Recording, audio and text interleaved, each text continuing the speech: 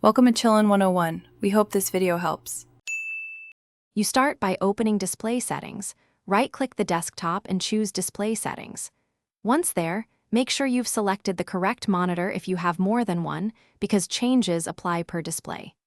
You'll see scale and layout options. These control text and item size versus pixel resolution.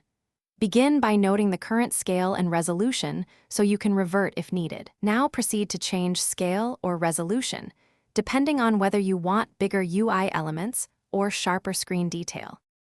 You should decide whether to adjust scale or resolution. Scale changes the size of text and icons without altering pixel count, which helps readability. Resolution changes pixel count and affects clarity. Once done choosing, select a scale preset like 100%, 125%, or 150% to quickly test sizes. If presets aren't right, click Advanced Scaling to enter a custom percentage. Make sure to apply each change and observe the display for a few seconds so you can confirm the result before moving on.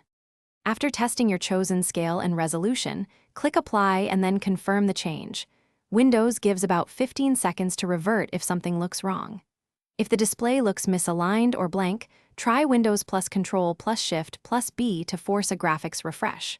Once stable, check Clear Type and app-specific scaling for blurry text. If problems persist, update your GPU driver, because drivers control scaling behavior. Installing the latest driver often resolves persistent blur or incorrect. Thanks for watching. Consider subscribing if we helped you.